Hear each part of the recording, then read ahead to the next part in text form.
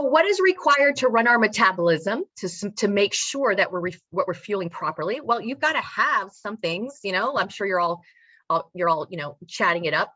You got to have your nutrients. And so there's 6 classes of nutrients that must be obtained to build a sound performance and strength. So take a look. We have our metabolism, right? And we need energy to run our metabolism, to run all these different reactions. And drop it in the chat. What is the energy currency in the body to run all these cellular reactions, right? Hopefully someone put in, you know, it's ATP, right? Yes, Oscar, it's ATP. So you've got to have ATP to run all of these reactions. Good. So what does the body use to make ATP? Carbs, proteins, fats. And then we also have our micronutrients, our vitamins and minerals. And then of course we have to have water. So think to yourself, all these reactions occurring in the body, you got to have energy from calories to make ATP. You got to have micronutrients, which are the cofactors, right? It's like having a co-pilot. You got to have both in order to run all these metabolic reactions. So water's a medium for all reactions. You know, you guys already know 2/3 of the body is water. And the goal as an athlete in sports is to optimize each one of these for the desired performance outcome, whether it's speed, whether it's strength, whether it's, you know, power, and also to support overall health, because you don't want the body to break down over time. And so how does the body make ATP to run all these reactions? Well, we have energy systems, 3 main energy systems in the body in order to make ATP. And so there's a phosphagen system, right? And the phosphagen system includes the little ATP that you have laying around in your cells. It'll last about 1 to 3 seconds, right? So like, let's say a saber-toothed tiger was gonna chase you down, you know, you could get up real quick and bolt. And then let's say the tiger kept running after you and you had to escape. Well, that's when the creatine phosphate system picks up, and that lasts 10 to 30 seconds. So look at the graph here. This is energy utilization, right? And this is time across the bottom. So ATP depletes really quickly at high intensities. And then creatine phosphate system, you know, sort of ramps up as ATP is depleting. It reaches its peak and then it rapidly depletes 10 to 30 seconds. Well, if you had to keep running from the saber-toothed tiger, in our case, it's keep, you know, lifting, you know, jumping, etc., then you have the anaerobic metabolism, which is glycolysis, right? And that's how the body makes ATP from our carb stores, our glycogen stores. And that, as you can see, that ramps up, right, as creatine's depleting, and that picks up even more. So that'll last 30 seconds up to 2 to 3 minutes. Well, if you had to keep going, which oftentimes we do, then that's when our aerobic metabolism will pick up, right? So you can see aerobic is green, it's always going, and it takes a little bit of time because it takes, you know, oxygen, takes time for oxygen to get into all of our cells and to start cranking out ATP at a higher level. So those are the different ways our body makes ATP. And it'll make more sense as I go along. If you think about it, right? Understanding what activities and what energy systems are in play are going to influence what you eat, how you eat, the timing, etc. Now, this graph talks about the effect of exercise intensity, right? How intense, how hard you work dictates what fuel is being utilized to make ATP. So what you're looking at is percentage of energy from fats and carbohydrates, right, on the vertical axis, and then across the bottom, it's intensity measured in VO2 max. So in blue is carbohydrate, and pink is fat.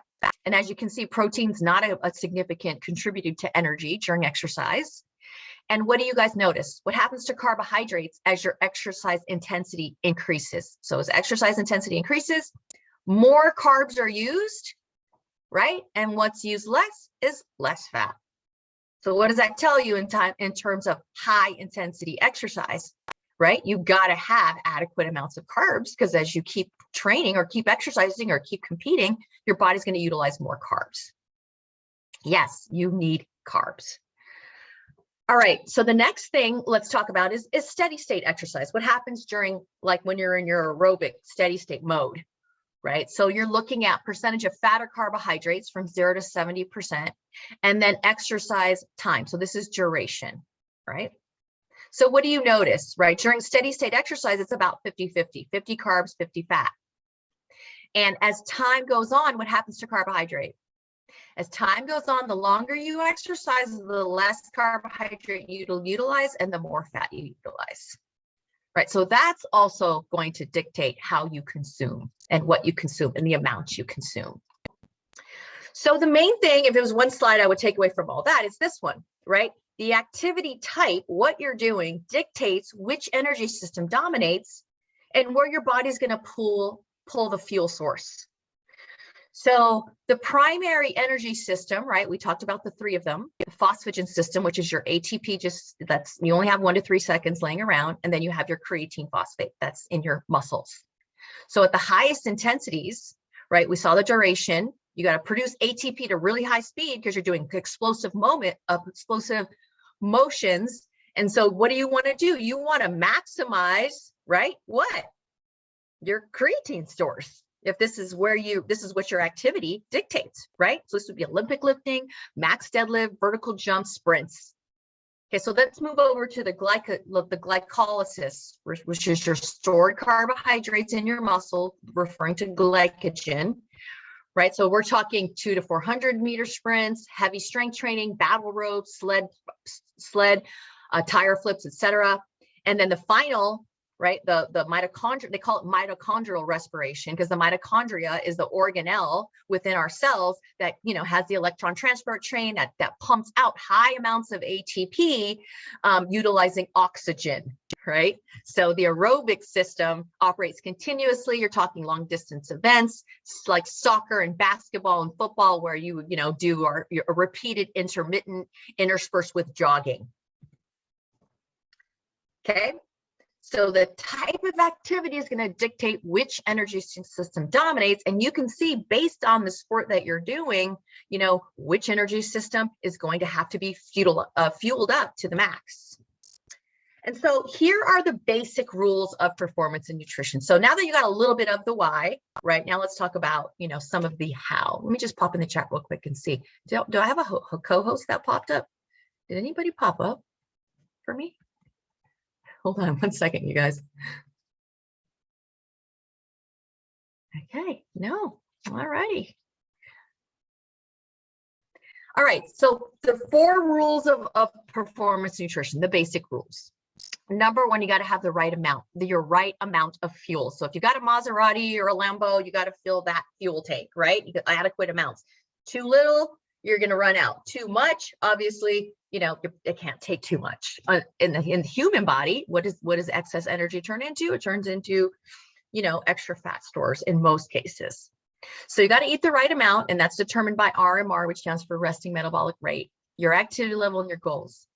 The second thing is you've got to eat the right foods in the right ratios. The makeup of your macronutrients, that's going to affect your energy levels. If your fuel tanks are filled up properly, your performance and recovery. Then timing is important. Timing of meals and fluid, and then the right supplements. Supplementing wisely so that you can get some of the stuff that traditional food can't, like creatine, right? And you can utilize those nutrients to grow stronger, play longer, recover better, and to live better in terms of, overall health and longevity. Okay, so the first one, eating the right amount, it's determined by 2 primary factors. How many calories do you burn? What's your total energy expenditure? And here, this just breaks out the components of energy expenditure, right? Our metabolism, makes up the bulk of it. And of course, we have digesting foods, which is the next. Exercise is going to vary widely depending on how much you're doing. And then there's this concept of NEAT. You may have heard the acronym NEAT, non-exercise activity thermogenesis, and that's everything outside of structured exercise, and that's highly variable. So what's the total amount of calories you're consuming? And then the second thing you have to consider is, does the client or does the athlete want to change their body composition? Because if that's the case, and in the case of weight loss or fat loss, then we've got to establish a calorie deficit. The opposite is the case for muscle gain. And then if they're not trying to change their body composition, then you just have to make sure that they're at maintenance so that they're not losing weight on accident, so to speak, or gaining weight. So when it comes to weight or fat loss, You don't want to go too fast, because you could, it could really compromise performance, losing weight too fast and energy levels. So the general guidelines is 0.5% to 1% of body weight per week, depending on their starting weight and body fat. And once again, you've got to create a calorie deficit over time. How do you know if they're in a calorie deficit? Because their body's changing and you're measuring it on a regular basis. If their body's not changing over time, they're not in a calorie deficit. Now, with muscle gain and performance, gaining too much too fast can slow speed and impair performance. So the general guideline is 0.25 to 0.5 pound every 2 weeks in general. You guys probably already know this. When someone's new, they can tend to put on weight more quickly. And then the more experienced you are, it takes a little bit, more time and more effort, more diligence to put on more weight as you sort of reach your potential. And then the opposite of fat weight and fat loss, you've got to create and sustain a calorie surplus, and you're measuring over time to see and make sure that their body is changing. Okay. So how much did you eat? For those of you who are utilizing the dotFIT program, you would use the program to get a starting plan, right? You would choose athletic performance for the goal, what sport, and their appropriate activity level. So the program gives you a starting calories, and this is just what it looks like from your phone, right? It'll give you 4,100 calories in this case, and this person's at maintenance. And that will help you establish a starting plan for your guideline. Now, no, these are all rough estimates. There's no 100% way to be completely accurate. You adjust this based on whether or not their body is changing or not over time. But the dotFIT program can do this. NASM also has a calorie calculator on their website that can also be utilized for those of you who are tuning in from the NASM side and not using the dotFIT program.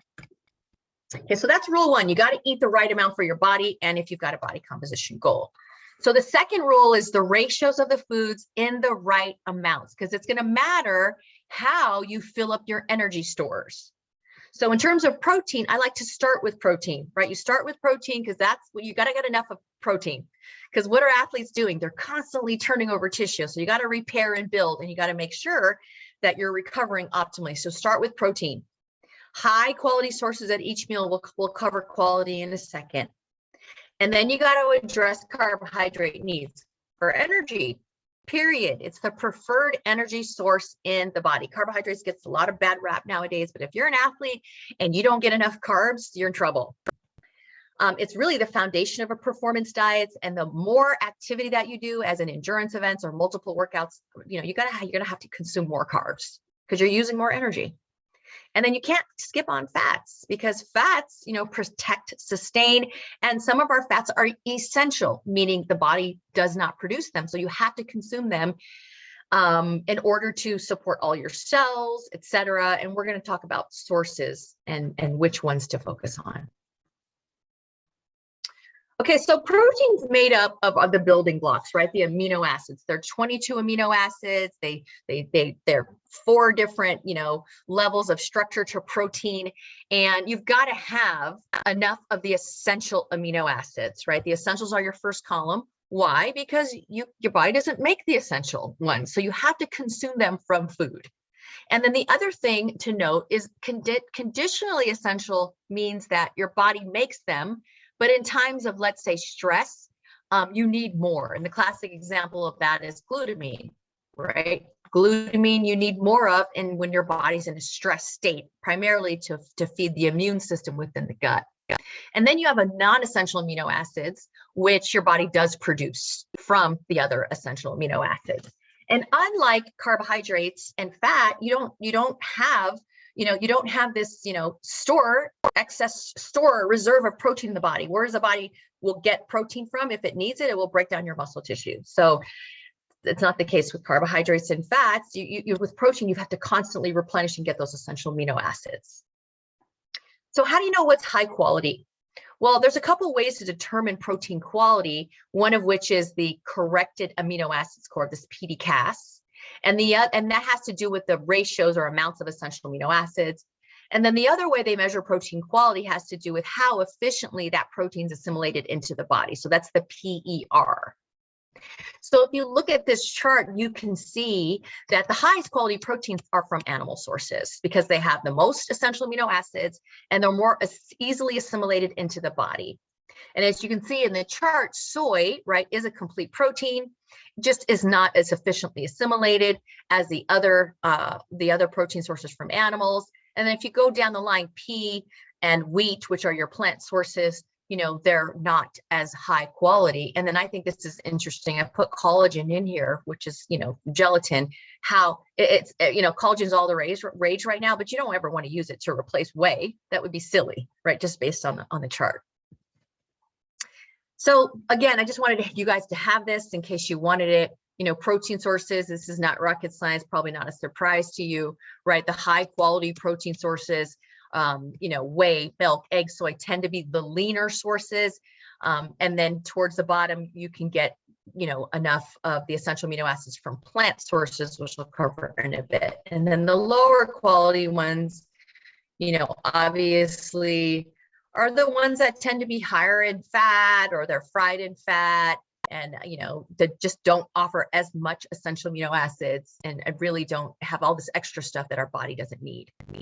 So from a plant standpoint, most plants are incomplete protein sources, meaning that they're lacking one or more essential amino acids. So for instance, if you look at the chart, legumes are beans, right? They tend to be low in methionine, one of the essential amino acids.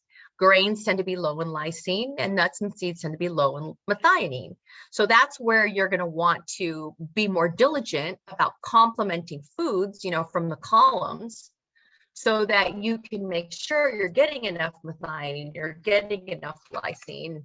And what the research shows is that if you're getting all of your protein from plants, then you've got to consume approximately 20 to 25% more calories to get the same amount. So it's going to require that you consume more. And of course, you're going to have to pay more attention if you're strictly vegan, you're getting all your protein from plant sources. Okay, so this is one slide that, just sort of puts all the protein recommendations all in one spot for you. Focus on high quality sources, right? A variety of lean animal sources and or complementary plant foods. If you wanted some numbers to write down, 0.7 to 1 grams per pound of body weight, or we like to use here at dotFIT 1 gram per pound of lean body mass if you know their body composition. So from a practical standpoint, that equates to about 1 to 2 palm-sized portions, palm without the fingers, per meal. And then if your goal is to maximize hypertrophy muscle gain, then you can get a little bit more nuanced with it and focus on the amount of protein, right, per meal. So that would be 0.25 grams per pound of body weight, BW, per meal. And you would want to spread that evenly across 4 meals.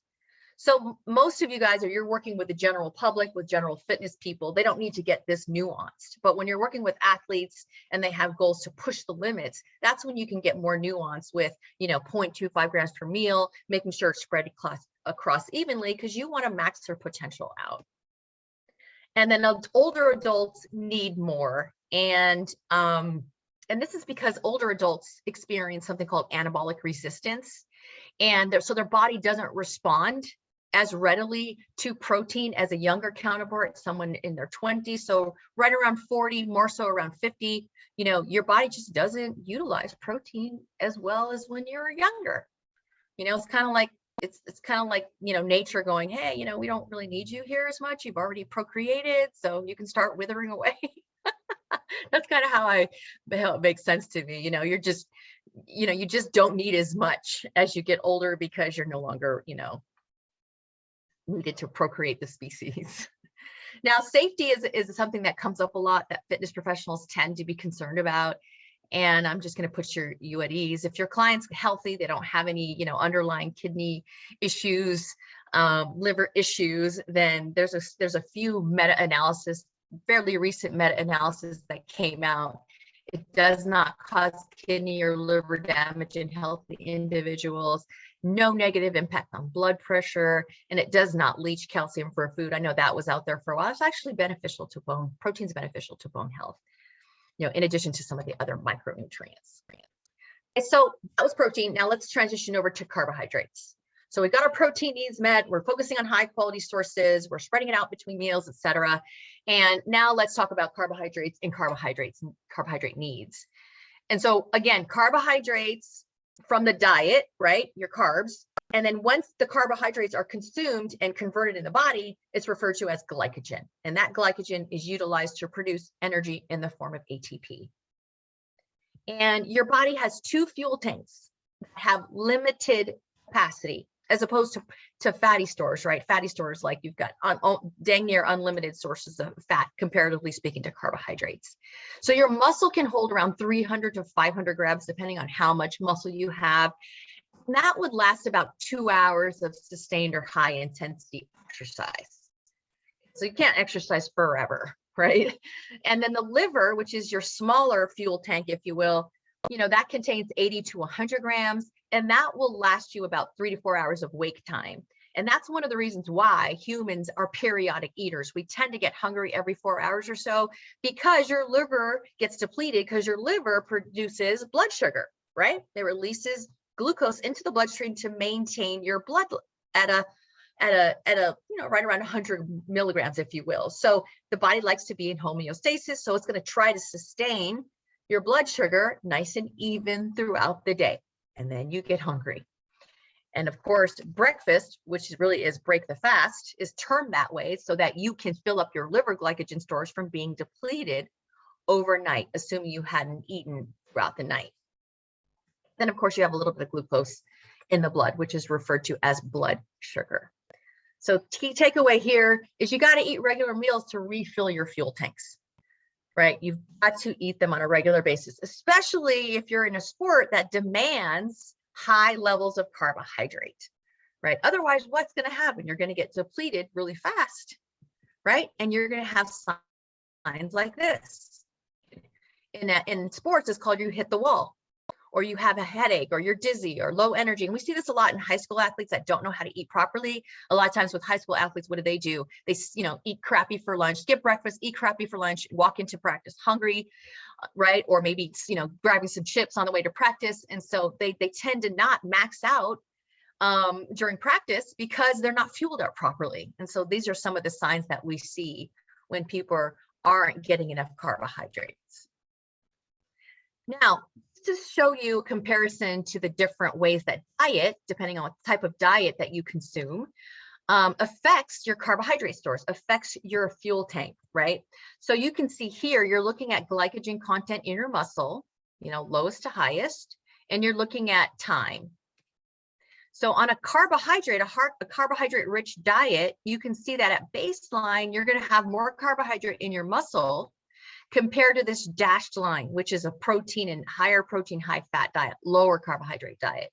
So you're starting off with less fuel in the tank if you're eating high protein, high fat. So you guys see that? And then when you exercise, it gets depleted, right? You empty the fuel tank because your muscles are utilizing your carb stores.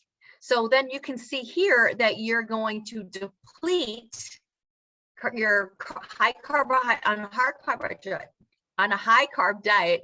There's going to be some left in the tank, whereas on a high protein, high fat, you're going to deplete all the way. And then notice what happens during the recovery time. On a higher carbohydrate diet, you can get back within, a couple days to resting levels, baseline levels. Whereas on a protein, high fat diet, you don't ever really get back there. So you're operating with a low fuel tank. Okay, and I know some of you guys are dropping questions. Elizabeth, I see your questions, so I'll catch these at the end. So if anybody has questions, drop them in the Q&A box, and I'll address them at the end. All right. So what's the key takeaway here? What do you guys think? Right? You got to eat a hard carbohydrate diet in order to maximize your athletic performance. You're just not going to replenish with a high protein, high fat diet. Now, you can talk about keto adaptation, and if you read all the latest research, you're not going to get a performance benefit of keto, adapting to keto as compared to a high carbohydrate diet. So what do you want to focus on as an athlete? You want to focus on the higher quality, less processed sources, right? So what does that mean? Well, instead of French fries, eat potatoes, right?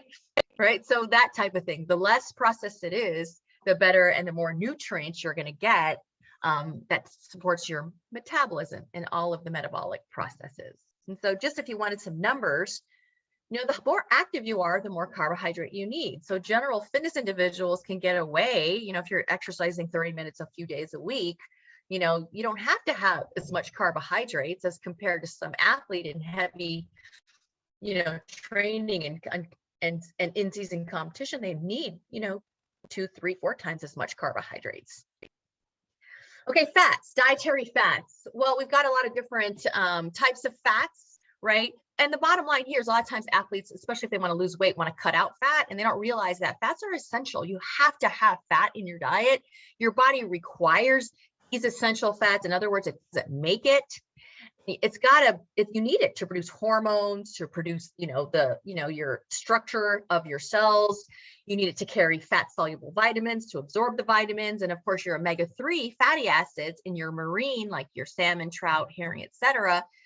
That's important for inflammation. That's important for heart health. That's important for immunity. So there's no way you want to cut out fat completely. And so I like to teach to get, each of these sources of fats are important, but if we can get the majority from, our plant sources and from fatty fish, then you're going to get most of your needs met. Some of the general guidelines around fat would be, don't cut it all out. So no less than 15% of your calories, and that, you don't want more than 30%, because then you can get into issues where, food just sits in your stomach. It's digested very slowly. And then for overall heart health, you want to limit your saturated fat. So those are the things that are like butter, lard, fried foods, junk foods, snack foods, to 10%. And I know these percentages can be arbitrary, especially if you're not using, some type of software to calculate it. But just if you're looking at a meal plan or something, these are some general numbers for you to look at. If you're getting fatty fish and getting it from plant sources, from those PUFAs, polyunsaturated fatty acids, you're going to get most of your needs met. And you want to incorporate fish. I highly recommend it for your omega-3 fats, or utilize a dietary supplement if you're not eating fish at all. And the acronym that I teach trainers is SMASHED, to remember what sources of fish are rich in the omega-3 fats. And that stands for salmon, mackerel, anchovies, sardines, herring, and tuna. Okay, so some pre-exercise guidelines, and this, I'm sure you guys get this question all the time. What do I eat before my event, or before I compete, or before I work out?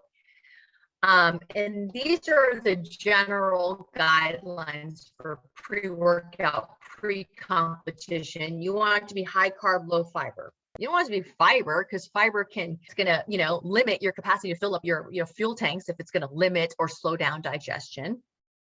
You want it to be low in fat for that same reason, to not slow digestion, moderate in protein, and extra fluids around exercise so that you're well hydrated, appropriate portions. This is obviously trial and error. This is just trying stuff to see, which portion size work best for the athlete. And you don't want to try new stuff prior to, especially on competition day. So some things to avoid would be, new foods, spicy foods, beans, things that, you're not used to eating on, before exercise. So these are just some of the visuals. These are like, chicken bowl, a sub sandwich, pasta with a little bit of protein would be some of the things that you could recommend. So we covered eat the right amount was rule 1. Eat the right foods in the right ratios. And now let's talk about, timing properly. And the goal here with timing is that the stomach's got to be empty, but at the same time, you got to fill your fuel tanks all the way. You want to top those off, and you want to be fully hydrated. So for your events and workouts, general rule is the bigger the meal, right? The longer amount of time you're going to leave yourself to empty your stomach and make sure your fuel tank is full. So 4 to 6 hours before, or a lighter meal 2 to 3 hours before. So regular, larger meal, right? Give yourself more time. Or if you're going to go lighter, 2 to 3 hours before. And then some athletes, oftentimes, especially if you're an endurance event or you're competing multiple times a day, you want to go with a pre-workout snack 30 minutes to an hour before. I'm a fan of a liquid snack or a bar that has carbohydrates and protein that's easily to digest. Your body just breaks it down really quickly. But the exact timing is going to depend on the individual. I know people don't like to hear that. They want black and white, but it just has a lot to do with the individual and what they tolerate. And a lot of trial and error is required. keep in mind your muscle glycogen can be depleted up to 40% after a single bout of resistance exercise, or, after a basketball game. A lot of times in basketball, they play back to back to back. And so you do want to make sure that in between games, you're getting some source of carbohydrate, or, if it's a track meet, you're doing multiple events, same thing. Now, for those people who are exercising or competing early in the morning, a couple options for you would be, okay, eat a large pre-exercise meal the night before, whether it's your pasta meal or your, chicken and potatoes and veggie meal for dinner. And then in the morning, go with something that's rapidly digested and go with a lighter snack, like, a bagel with peanut butter, shake for rapid digestion with carbohydrates with a little bit of protein. I know I'm giving you guys a lot, right? But if you want a copy of the deck, we'll also make sure it's available so you have it all. But what about after exercise? What are the guidelines after exercise? Well, if it's greater than 60 minutes, what's going to happen to your fuel tanks, right? They're going to be depleted. So and if you've got to work out again, or if you're, a competitive athlete and you want to train the next day, which is often the case, you're going to want to replenish those glycogen stores. So the general guideline is you want to eat 2 to 3 times more carbs than protein to refill up your glycogen stores. So high carb, moderate protein immediately after exercise in liquid form, right? So a lot of times athletes, they're not hungry, right? How many of you have experienced that? You've trained hard, maybe a long bike ride, maybe you've done a Spartan event, and you don't want to eat anything right after, but you could down something, like a shake to replenish yourself and to get the recovery process going. And then you want a regular meal, whole food meal within 4 hours of your previous meal. Unless you're exercising again the same day, maybe you have a basketball game an hour later, then of course you don't want to do that. So it's just going to depend on the situation. So here are some examples of your post-exercise meal that's high carb to protein, 2 to 3 carbs to 1 protein. That's the ratio, just to give you some ideas, which is why I also put them on the slide. These are some of what a high carb meal would look like for post-exercise or even pre. Now, fluids are equally, if not more important, right? To make sure that the athlete is properly hydrated. So these are just some general guidelines. 2 hours before what you want to consume, 15 minutes before you want a little bit. Same goal. You want the stomach empty. You don't want to have to pee during the competition, right? Every 15 minutes during, you're going to be sipping, and then after exercise, you want to replace. And this is really important. A lot of times in the high school, college, and a pro level, especially football, you're going to want to weigh pre, weigh after, and then you want to replace 16 ounces for every pound loss, or until your urine is pale. And we'll teach athletes on an actual visual scale, what they want their color to look like, and it's really pale, like sort of like lemonade type of coloring. And then on daily basis, how much do you consume? I like to, teach athletes, again, look at how often you're urinating and if it's the right pale yellow color. Now, what about sports drinks? I get this question all the time around sports drinks. And really with sports drinks, what are they? Well, it's a glucose electrolyte solution. And so general guidelines is you're going to get no more than 6 to 8% carbohydrates. So you don't want to go with orange juice or something more concentrated, because that can cause GI distress, gastrointestinal distress, stomach aches, etc. So you don't want to, that's why they formulate them, and the formula hasn't changed for so many years. And then the electrolytes help with fluid balance, and your electrolytes, you're going to lose salt and potassium, through your sweat. So if it's an endurance event, or if you're exercising in hot and humid weather, you're going to sweat more, and you're going to lose more fluid, and you're going to lose more electrolytes. So this is where you would consume a sports drink, right? Is in cases where you're exercising longer than an hour, or you're exercising in hot, humid environments outside. And this is going to help maintain blood glucose, minimize dehydration. And if you're doing an endurance event, then research has shown, consuming sports drinks throughout that time, it's going to prolong exercise. And then the final piece, which I think I'm going to have enough time for with Q&A at the end, is rule number 4, which is to supplement wisely or supplement properly. And so some of the key questions to answer if you're working with athletes are safety. Are supplements safe? How do you know if they're safe? Are they regulated? And which ones are evidence-based? Which one can actually help my clients and which ones are hype? And so real quickly, you guys, if you've heard me lecture before on this topic, you guys know that yes, supplements are regulated, but they're not regulated very tightly. It's very loose under the DSHEA Act, which was passed in 1994, Dietary Supplement Health Education Act. And so under this piece of legislation, it allowed companies to take ingredients found in nature and make it into a dietary supplement. Okay, ingredients found in nature can be made into a supplement, and supplements aren't required to be tested for effectiveness or safety prior to selling them. Okay, so that's the key point. If you've tuned out, like, come back. This is really important. Supplements are not required to be tested for effectiveness or safety prior to selling them. So what this piece of legislation does is it's really an honor system. Companies are supposed to follow what's called GMPs, good manufacturing practices, but it's nobody checks if they are prior to selling it. Well, that's actually not true. What the FDA does is they will spot check supplement facilities every single year by doing something called random audits. For example, in 2019, they visited almost 598 supplement manufacturing facilities, spot check to see if they were following the rules or good manufacturing practices. And what they found, in over 50% of cases, they issued violations because they weren't following the rules. And most of those violations had to do with quality control. So if it's an honor system, you don't have to do it, then what do you think is going to happen to the quality of products if it's an honor system and half the people aren't following the rules? Well, you're going to have issues with products not being, the best quality.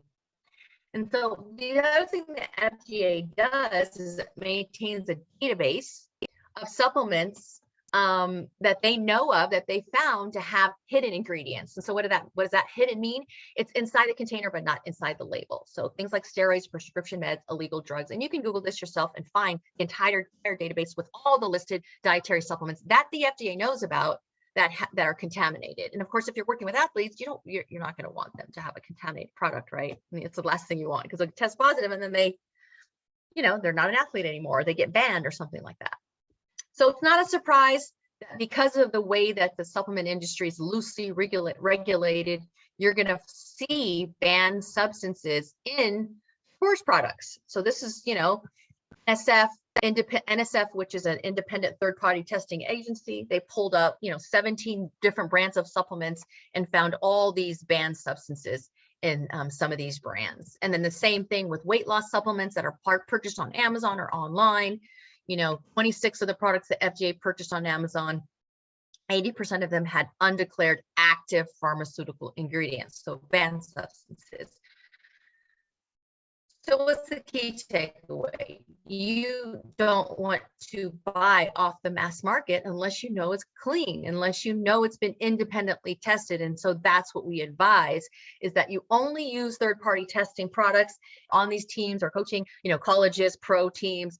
All they do is buy third-party tested. Most of them want the NSF certified for sport, because NSF certified for sport tests for the most banned substances as compared to some of the other third-party testing agencies. So the other piece to proper supplementation, besides the fact to make sure that they're not tainted, is to use supplements that actually work, that have enough evidence behind them to show that they can have a benefit with your athlete. So what are those things? Well, the International Society of Sports Nutrition, ISSN, put out a list of dietary supplements available, dietary supplements based on the available science. And so they categorized the supplements that are out there based on the amount of evidence. So you can see down here, it's strong evidence. What do we have for strong evidence? There's limited or mixed evidence, and then little to no evidence to support safety. So let's just talk about really quickly, muscle building supplements that have enough evidence are HMB, creatine, essential amino acids, and protein.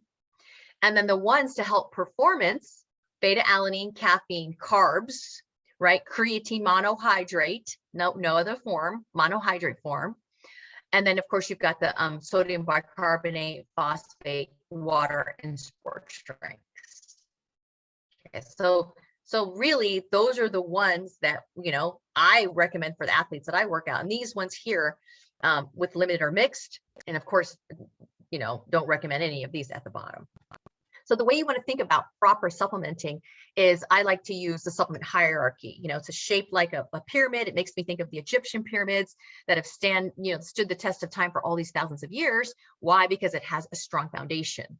So when it comes to dietary supplements, I like to start with a strong foundation. Let's build a strong diet, a strong, overall complete diet by filling in our gaps, by meeting our micronutrient needs. And then the second thing to think about is getting enough protein, right, to support our muscle, and enough workout nutrition to make sure you maximize each training bout or competitive event. And then after that would come your ergogenic aids, the supplements that we just talked about, right? So I like to start from the bottom up to build a strong foundation. So what does a strong foundation look like? Well, for us, a foundational supplements for health would consist of a daily high quality multivitamin mineral. Whether you look at athletes' diets or general fitness, most people have nutrient gaps in their diet. And if you're trying to lose weight, forget about it. If you're following a fad diet, forget about it. There's no way you're meeting all of your micronutrient needs for all 32 vitamins and minerals. So let's just fill those gaps with a high quality multivitamin and mineral. And then if you're not eating your fish, you can supplement with your omega-3 fish oils, or if you're a vegan, with a plant-based type algae oil. And then also looking at calcium and vitamin D needs, because most people are short on vitamin D for sure, right? Because they don't get enough sun, and it doesn't exist in vitamin D. You don't find it naturally in a lot of foods. And then calcium to support longevity and bone health. Most people aren't consuming enough calcium and vitamin D rich foods. Okay, so then once we've built a strong foundation, then let's consider protein supplements. And why do you have to take protein supplements as an athlete? No, it's not necessarily. You can get everything from food. It's just difficult within your calorie range and for it to be convenient. So it's a really efficient way to obtain high quality protein. And as you guys know, whey is the highest quality protein. And then it goes casein, and then it goes milk, and then it goes egg, and then, all the plant protein sources. So it's a really convenient, efficient way to meet your daily targets of, does anybody remember the numbers I gave you, right? A gram per pound of lean body mass, or if you don't know their body composition, 0.7 to 1 gram per pound of body weight. So it could be used as a meal replacement shake for on the go. A lot of times athletes, they need things to be easy and convenient, and it's just super easy to do that. You can add it to foods to help meet those numbers. You can bake with it. You can snack in between meals. Make sure that you're maximizing, recovery and muscle building. And then, of course, the advantage of protein supplement. And so if you combine it with carbohydrates that are rapidly digested, then you're going to replenish glycogen and get the protein in your body at the same time for before and after workouts. Okay, now what about the other ones? Supplements for strength, muscle, and high intensity exercise. By far, hands down, I would start with creatine monohydrate. You guys probably know it's naturally occurring. You get about a gram of creatine from your diet if you're a meat eater, and your body makes about a gram every single day from amino acids. So it's a naturally occurring product.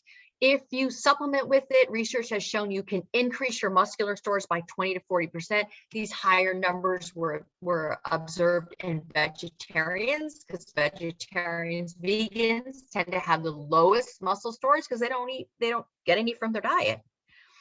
It is the most well-studied ergogenic aid or dietary supplements for high-intensity exercise, strength, and muscle mass, and even in clinical applications as well. So it's very safe, it's cost-effective, it does not cause cramping, dehydration, or kidney issues. Those are just some old myths that have been disproven. And the way you would take it, you could take it in 2 different ways: by slow loading it, right? 3 to 5 grams a day for 28 days to slowly, gradually increase your muscular stores, and then have a maintenance dose of around 5 grams a day. Or if you want it to take effect right away, then you would fast load it. You would take 5 grams 4 times a day. So that's 20 grams a day for the first 5 days. And then you would follow it up with a 5 gram per day maintenance dose. And for those of you who heard Neil talk, he actually likes to calculate it by body weight, because obviously someone that's my size needs a lower maintenance dose than, let's say, a strong man who's, 3 times my size. Okay, then we've got beta-alanine as another evidence-based supplement, and that's a non-essential amino acid. And supplementing with beta-alanine has been shown to increase muscular stores of carnosine. Now, what does carnosine do? It buffers basically lactic acid. So if you remember from your biology, when your body breaks down glucose, right, through glycolysis, the end product is lactate. So we call it lactic acid in fitness, right? It's technically lactate and hydrogen ions. And what carnosine does is it buffers those hydrogen ions so that you don't feel that burning sensation, which leads to fatigue. So if you can increase your carnosine levels, your body can buffer that acid, that burning sensation, and you can exercise longer at high intensities. So it takes a little bit of time, about 4 weeks, to really maximize your muscle carnitine levels. You start around 3.2 to 7 grams per day, and you want to break it up into smaller doses because some people do experience what's called paresthesia, which is the skin tingling with larger doses. And it does go away. It is perfectly harmless. So it does go away with time. Some people like it, some people don't, but it does take time to build up your stores. You can't super load it like you can with creatine. Okay, then we have caffeine, and caffeine is one of those ones, like unlike with creatine and beta-alanine, it's mostly for high intensity, explosive type or intermittent type activities, whereas caffeine can benefit all types of exercise and all types of sports, as long as you can tolerate it. Some people can't tolerate it. And there's different levels of response. So some people respond really well to it. Some people don't see a benefit from it, but it's very well researched. And like I said, it improves all types of exercise performance, whether it's powerlifting, strength training, bodybuilding, or even endurance events. And a lot of my clients, my lady clients, they want a pre-workout, but they don't want creatine, right? Or beta-alanine, but they want a pre-workout. So, a caffeine supplement is something that's good for them to help boost their energy levels. As you can see, increase metabolism, suppress appetite.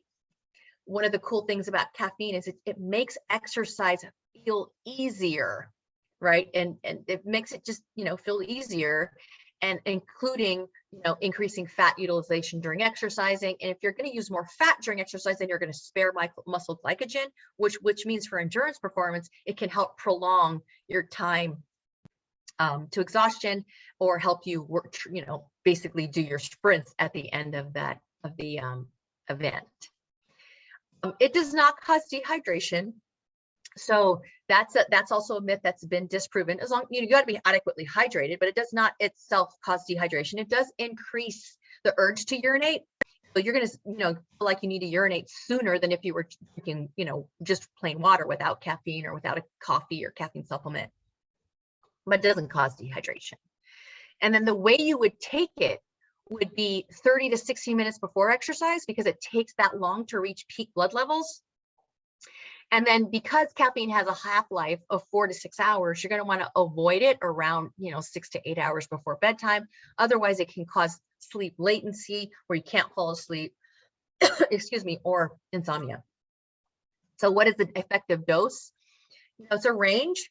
And I would start on the lower end, but if you would calculate it by body weight, it's 1.4 to 2.7. And, in higher amounts, it is a banned substance at the Olympic level and the pro sport level. So you really don't want to have high amounts of caffeine in your system, or you can test positive.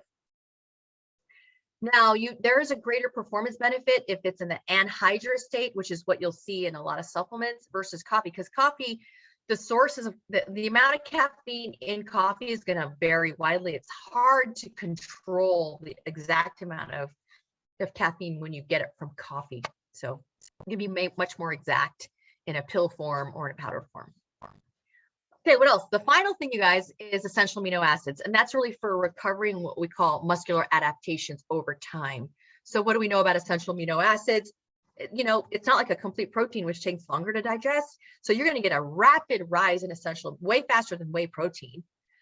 What does that mean? Well, that means that you can obviously increase muscle protein synthesis and stimulate it sooner than a whey protein. So, sometimes we like to use both. It's beneficial for older people because unlike protein, where older people can be anabolic resistant to it, they don't show the same anabolic resistance when you consume essential amino acids. It also decreases soreness and markers of muscle damage, which equates to better recovery. And then if you're doing all this, right, if you're decreasing soreness and markers of muscle damage, if you're recovering faster, well, what does that mean? It means you can train more consistently at a high quality level. And, over time, that's going to help you in terms of performance. So the amount would be around 10 to 15 grams to maximize muscle protein synthesis. And of course, we want it to be adequate in leucine. Leucine is the essential amino acid that actually triggers muscle protein synthesis. It starts the muscle building machinery. You want to, or you can also add it to low protein meals, like in the case of vegan, vegetarians, or, you're not getting enough protein in your meal or snack. I like to pair it with essential amino acids to try to turn on muscle protein synthesis. And so if you're going to take this, then what the research shows is that you want to consume it before your workout. That just shows the rise, the essential amino acid rise, if you take it pre versus post versus 1 hour post. Why 1 hour post? Well, probably your body is just more sensitized to nutrients. But the key takeaway is take it before and sip it during if you're using essential amino acids. And it can also help with your fluid, meeting your fluid needs. Okay, so I think I did it. We're a minute to the top of the hour. The summary here is, you want high grade fuel, you guys. You want high grade fuel, which can be accomplished by following the 4 rules. Eat the right amount for your body and goals, eat the right foods in the right ratios, time your meals properly, and use evidence-based and third-party tested supplements to fill your nutrient gaps and to support whatever outcomes you're trying to accomplish. Okay, so thank you for sticking with me to the end. Hopefully you picked up some tips and some information maybe you didn't know before, or reinforced what you already knew. And as a sort of reward for staying till the end, we want to introduce you to NASM's newest course. And Brian, you're here. So Brian, can I get you to talk, Brian? Promote to panelist. I am here if Great. So you guys, we have Brian Sutton here, and he's one of the head honchos over at NASM. Brian, I just made you a co-host. You can now speak to our audience. What do you got to say about the news, your newest course over there at NASM? Yeah, thank you, Kat. That was a wonderful presentation. Thank you for all of that. That was fantastic. And thank you. Yeah, at NASM, we have a new course, our Certified Sports Nutrition Coach program. So if anyone who is interested in learning more about sports nutrition and how to become a sports nutrition coach, I'd urge you to go over to nasm.org. And essentially what the CSNC program is we're going to teach individuals the science, but also the practical application of sports nutrition coaching. It doesn't certify you as a registered dietitian, but there are many wonderful things that you can do as a sports nutrition coach to help your athletes gain a competitive edge. So it's a holistic program. It's several chapters, 20 chapters in length, written by industry experts in the fields of sports nutrition.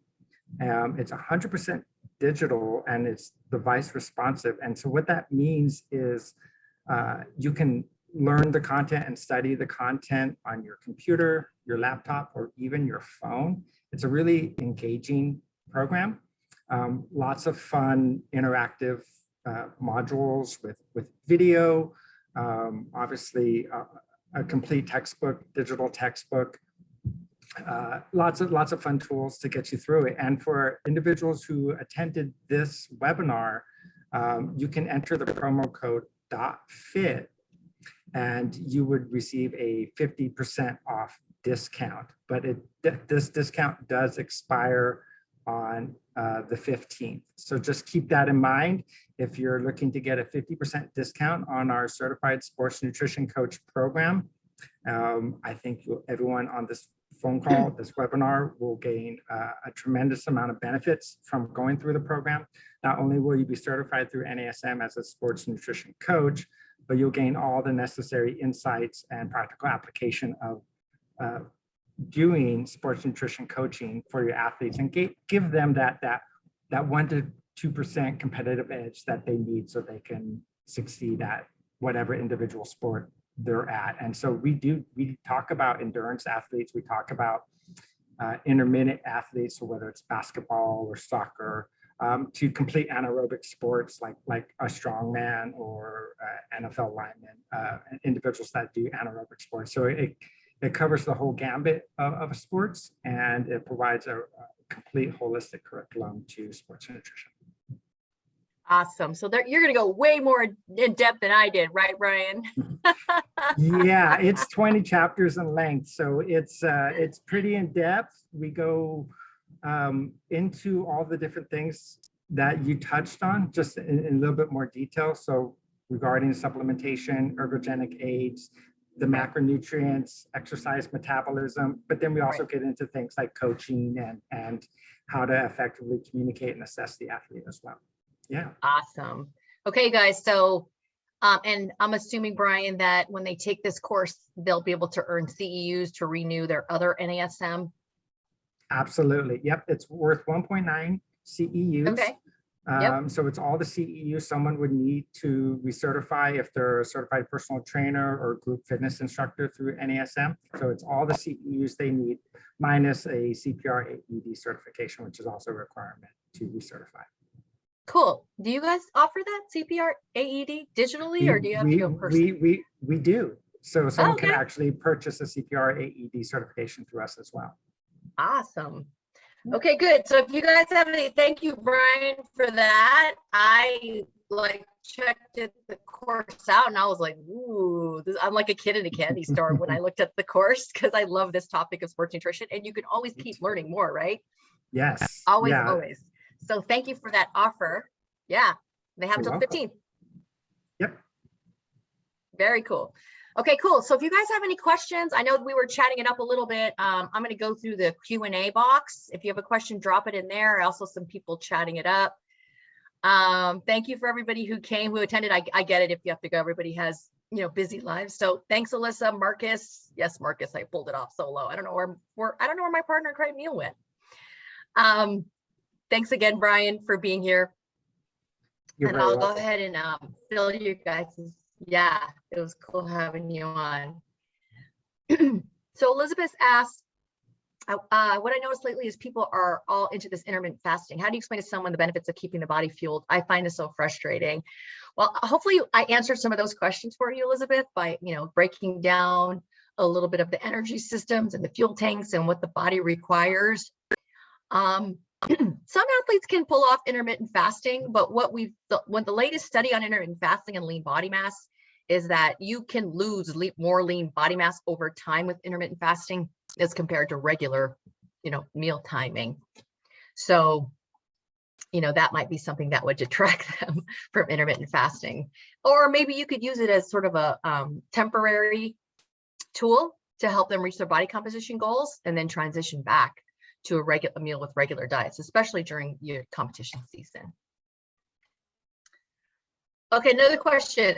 Is it okay to take whey and essential amino acids, or has to be one or the other? And if possible to take both, how would you do it together? So yeah, you can take both, right? And so you can take both. And so for your high level athletes, they do take both. And so they use whey as a convenient source to meet their protein requirements, that 1 gram per pound lean body mass, or that range between 0.7 and 1 gram per pound of body weight.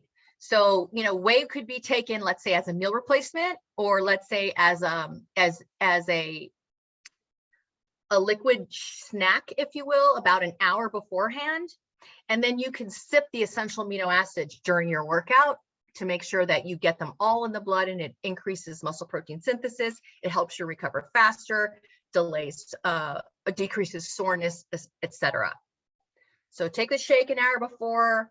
Take your essential amino acids, but before your workout, sip it throughout your workout, finish it. And then if you've got to replenish your glycogen store because you've trained over an hour very intensely, you could do another shake right after that to, again, refill and replenish your muscle stores. So hopefully that answered your question. Okay, any more? Rosie says, thank you, Kat. Lots of great info. You're welcome. You're welcome. Okay, well, anyone else have a question for me? Okay, Allie, I know it's different for weight and height, but about leucine and collagen powder, that one I heard is a waste. Yeah, so collagen is not a complete protein source. They can add a little bit of leucine to it, but you don't have as much essential amino acids in the collagen as well. So it's not even a comparison in my mind. Whey and casein are by far much better and much richer in essential amino acids, and already has inherently the highest dose of leucine compared to the other protein sources. So I would not waste my money on collagen powder. What we do know that's evidence-based is type 2 collagen, and that can help with joint health and minimizing joint pain when people have symptoms of osteoarthritis. And there's also some benefit to skin health with type 2 collagen, namely BioCell collagen. So I would not recommend collagen powder to replace whey or as a complete protein source. Would you suggest someone take EEAs if someone feels bloated or retain lots of water with the whey? Yeah, I would. I would look at diet first. I would say, let's try to get your protein met through your diet as much as possible. Then you might even want to try a digestive enzyme. If they don't have an allergy, you might want to try a digestive enzyme and see if that makes a difference. But yeah, go with the EA essential amino acids if it bothers their tummy, because then at least they would have all those essential amino acids for recovery and muscle soreness in their body. Ali says, thanks, I'll save my money. Yeah, there's so much out there in terms of dietary supplements. And I know that when I looked at the sports nutrition coach course by NASM, they'll go through that and they'll answer a bunch of the questions on, the research behind the supplements, things like that. Mitchell's asking, what was the collagen for BioCell collagen 2, type 2 collagen? Yeah. And there's a lot of good, I don't know, if you're a dotFIT trainer and you went through our certification course, the product I'm referring to is Joint Flex Plus. That's where we incorporate collagen into to help with joint health and skin health. Yeah, former pro football player with all types. Yeah, then it'll definitely, you're going to want to look into that, because all the clients that I've had that are bone on bone, they say it makes a big difference. And what's the alternative to having chronic joint pain is ibuprofen, which has, issues. You can have issues with ibuprofen as well. So check it out. You might want to try that. Okay, Marcus is asking, how many meals would you recommend someone who's working out trying to build muscles to eat? A lot of people say that eat less but more meals, but how much? No, it's okay. So the ideal recommendation for building muscle is 0.7 to 1 gram per pound of body weight, spread across at least 4 meals. So you can do more if you want to break it apart. But at least 4. In other words, you don't want to do less than that. And that coincides with the way your body builds and breaks down muscle tissue, right? Your body has what's called ultradian rhythms, and muscle protein synthesis dips low and then it goes high. And so you want to sort of mimic what the body's already doing with those 4 meals. Did I get more in the Q&A? Anyone else? These are good questions, you guys. You're welcome very much. Thank you for tuning in from Hong Kong. I appreciate it. Okay, so you guys, if you want to learn more, you're going to get way more information in this new course by NASM, Certified Sports Nutrition Coach. And if you want to, just sort of do a deep dive and take your time, go through the information. You can always message me if you have questions. And make sure you write down the code dotFIT, which expires on the 15th.